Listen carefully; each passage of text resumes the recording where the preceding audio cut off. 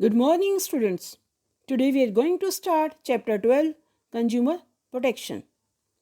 What is the syllabus of this chapter? First, concept and importance of consumer protection. Any importance is deleted from your syllabus. Importance is not in your syllabus. Now, second, Consumer Protection Act 1986. This is in your syllabus.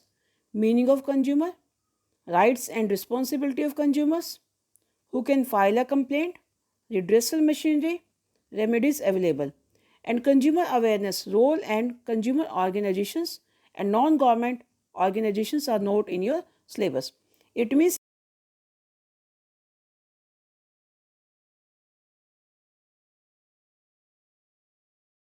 the chapter. First, introduction and meaning. What is consumer protection? यानी consumer protection means protecting the interest of the consumers, यानी consumers के interest को protect करना. वो कैसे protect किया जाता है? यानी कोई कंज्यूमर्स है उन्हें सब स्टैंडर्ड क्वालिटी प्रोडक्ट मत देना, यानी अडल्ट्रेशन मिलावट ना करना. So there is need for consumer protection, यानी कंज्यूमर्स को इन अडल्ट्रेशन की से या सब स्टैंडर्ड क्वालिटी की सप्लाई से बचाने के लिए एक कंज्यूमर प्रोटेक्शन एक्ट बनाया गया, 1986 में बनाया गया था, जिसका मेन पर्पज़ क्या है? Protecting the interest of the consumers, इन कंज्यूमर्स के इंटरेस्ट को प्रोटेक्ट करना. नाउ नेक्स्ट है importance. This is not in your syllabus, ये आपको नहीं करना पूरा क्वेश्चन.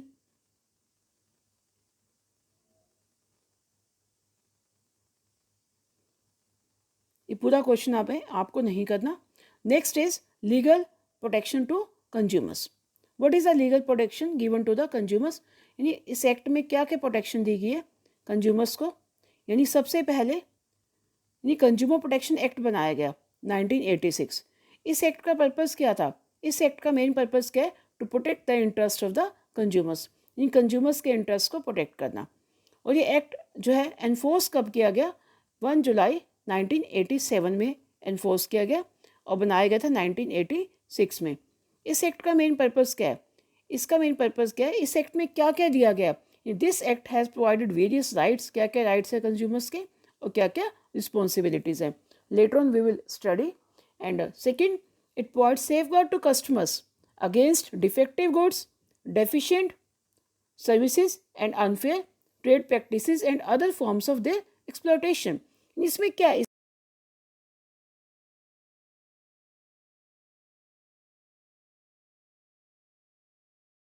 अनफेयर ट्रेड प्रैक्टिसेस से सेफ गार्ड करना. यानी इस एक्ट का मेन पर्पज़ यही है कि उन्हें इन प्रैक्टिसेस से सेफ गार्ड करना. Now third point is the act has provided 3-tier redressal agencies where consumer can file a complaint. यानी अगर सपोज करो कि किसी कंज्यूमर को कोई कंप्लेंट है तो कंप्लेंट कहाँ फाइल कर सकता है? 3-tier redressal एजेंसीज है, जो डिस्ट्रिक्ट फोरम है, state commission and national commission. तो इनमें वो अपनी कंप्लेंट कर सकता है. Now let's start the next question. Consumer rights. There are 6 rights in your syllabus जो कि आपको करने हैं. First right is right to safety. What is this right? Right to safety as name shows. ये right क्या करता है? Protected जो कंज्यूमर्स को प्रोटेक्ट करता है against marketing of goods and services which are hazardous to life and property. यानी उन सभी प्रोडक्ट से, उन सभी सर्विसेज से सेफ गार्ड करता है, प्रोटेक्ट करता है कंज्यूमर्स को जो उसकी लाइफ के लिए हानिकारक है. यानी इस राइट का मेन पर्पज़ क्या है? This right is important for safe and secure life. ये क्या चाहती है कि जो कस्टमर्स हैं उनकी लाइफ सेफ हो और सिक्योर हो. This right includes concerns of consumers long term interest as well as their present requirement. यानी ये क्या चाहता है? राइट क्या देता है? कंज्यूमर्स को लंबे समय तक बेनिफिट देता है और प्रेजेंट रिक्वायरमेंट को भी पूरा करता है. यानी सेफ्टी का मतलब क्या है? राइट टू सेफ्टी का मतलब क्या है? What is right to safety? Right to safety means जैसे प्रेशर कुकर है तो उसमें जो सेफ्टी नॉर्म्स होनी चाहिए, डिफेक्टिव नहीं होना चाहिए. गैस सिलेंडर और जितने भी इलेक्ट्रिकल अप्लायंसेज हैं उनमें सेफ्टी होने चाहिए. यानी इनकी कोई इलेक्ट्रिकल अप्लायंसेज खरीदा तो घर आते पता लगा कि उसमें जो करंट आ रहा है या जिससे कोई लाइफ को लॉस हो रहा है.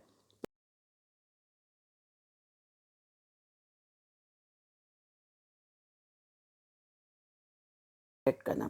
This right to safety protect the consumers from the sale of such hazardous goods and services. तो this is the right to safety.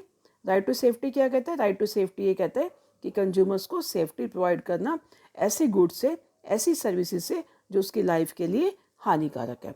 Now second right is right to information.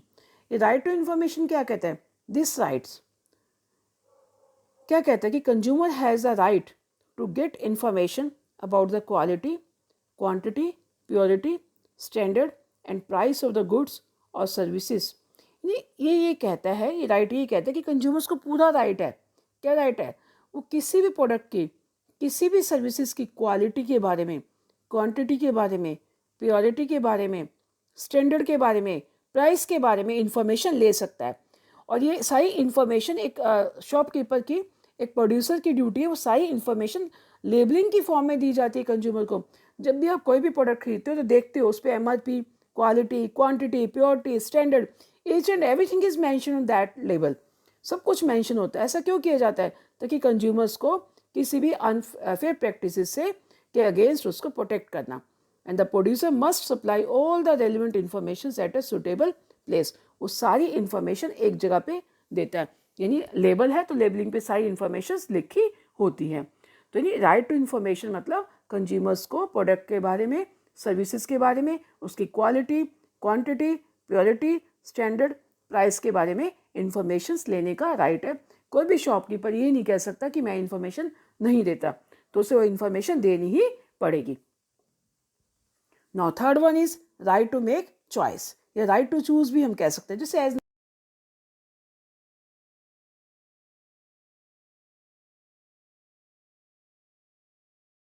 मनपसंद के rate पे, price पे purchase करने का right है।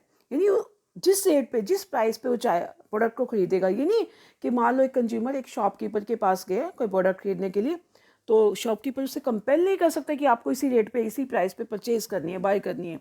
तो उसकी मर्जी है कि चाहे वो उस प्राइस पे बाय करें या ना करें, अपनी मनपसंद से वो प्रोडक्ट को चूज़ भी कर सकता है।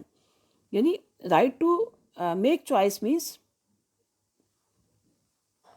according to this right, every consumer has a right to choose the goods or services of his liking and or her liking। यानी कोई भी कंज्यूमर्स को अपनी मनपसंद की प्रोडक्ट को चूज़ करने का राइट है। यानी कोई भी शॉपकीपर उसको फोर्स नहीं कर सकता कि आपको ये प्रोडक्ट, इसी क्वालिटी की प्रोडक्ट बाय करनी है, उस प्राइस पे बाय करनी है। तो the right to choose means an assurance of availability, ability and access to a variety of products and services at a competitive price, and competitive price means just fair price। यानी competitive price मतलब क्या है कि उसे fair price पे product को bye करने का पूरा राइट है, उसे चूज करने का पूरा राइट है। द प्रोड्यूसर्स और सप्लायर और retailer should not force the customer to buy a particular brand only. कोई भी प्रोड्यूसर, कोई भी शॉपकीपर किसी भी कस्टमर को फोर्स नहीं कर सकता कि आपको पर्टिकुलर प्रोडक्ट की, पर्टिकुलर ब्रांड की प्रोडक्ट को बाय करना है। वो अपनी मर्जी से किसी भी ब्रांड की, किसी भी प्राइस की प्रोडक्ट को बाय करने के लिए फ्री है। Now fourth right is right to be heard and right to representation. Right to be heard मतलब कोई भी कंज्यूमर अपनी किसी भी कंप्लेंट को रिप्रेजेंट कर सकता है। किसको रिप्रेजेंट कर सकता है? किसी भी कोर्ट में जा सकता है, कंप्लेंट कर सकता है, यानी उसको अपनी बात कहने का पूरा राइट है।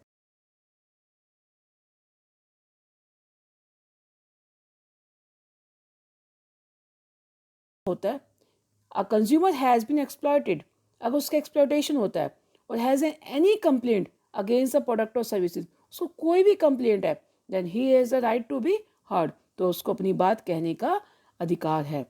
तो उसके बदले में वो कहीं भी किसी भी थ्री टायर रिड्रेसल मशीनरी है, जैसे डिस्ट्रिक्ट फोरम है, स्टेट कमीशन है, नेशनल कमीशन है, वहाँ भी कंप्लेंट कर सकता है। बट कंपनीज को क्या करना चाहिए? Under this right the companies must have complaint cells to tend the complaint to the customers. Company के अपने भी कंप्लेंट सेल बने हुए हैं जहाँ पर कस्टमर्स अपनी कंप्लेंट कर सकते हैं। आपने कहीं बार देखा होगा कि कोई भी आप प्रोडक्ट बाय करते हो तो उसमें कस्टमर क्वेरी का नंबर दिया होता है कि आप कोई भी अपनी क्वेरी वहाँ डाल सकते हो, कोई भी अपनी कंप्लेंट, अपनी बात वहाँ कह सकते हो। यानी this is a right to be heard और right to representation. Now next right is right to seek redressal. Right to seek redressal क्या कहता है? यानी आपको किसी भी प्रोडक्ट के बारे में कंपनसेशन लाने का राइट है। यानी राइट टू सीक रिड्रेसल, उपचार का अधिकार। यानी कोई अगर एक्सप्लॉयटेशन आपके साथ होता है तो आप उसके बदले में जो उसका जितना भी रेमेडियल एक्शन ले सकते हो. This is known as right to seek redressal. यानी according to this right the consumer has a right to get compensation or seek redressal against unfair trade practices or any other exploitation. यानी उसको किसी भी exploitation के against, किसी भी unfair trade practices के against उसको कंपनसेशन लेने का राइट है. यानी उसके बदले में मुआवजा ले सकता है, कंपनसेशन ले सकता है. This right assures justice to consumer against exploitation. यानी ये राइट कंज्यूमर को एक्सप्लॉयटेशन के अगेंस्ट क्या देता है? जस्टिस देता है, न्याय देता है. द राइट टू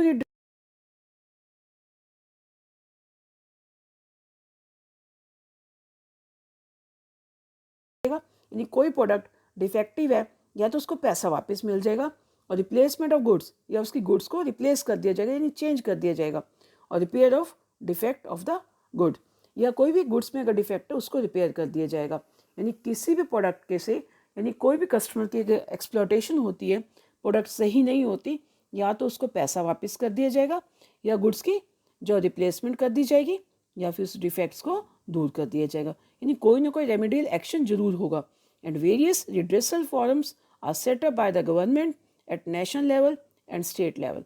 यानी 3 टायर रिड्रेसल मशीनरी बनी हुई है, डिस्ट्रिक्ट लेवल पे भी, स्टेट लेवल पे भी, नेशनल कमीशन पे भी, जो किसी भी कंज्यूमर्स के साथ कोई भी एक्सप्लॉयटेशन होती है तो उसे कंपनसेशन दिलाने में हेल्प करती है.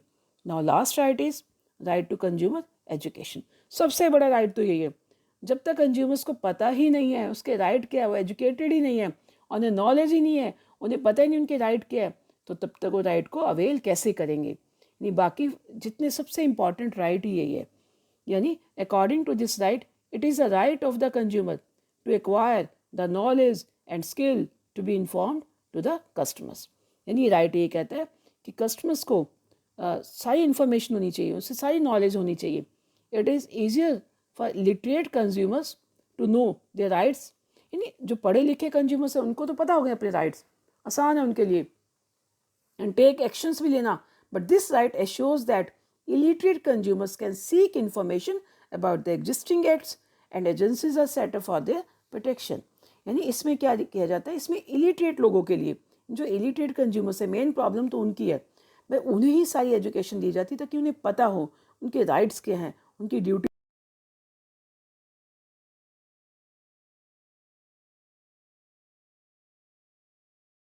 kg है, 500 ग्राम है, उसकी जगह स्टोन्स का यूज़ करते हैं जो कि इलीगल है.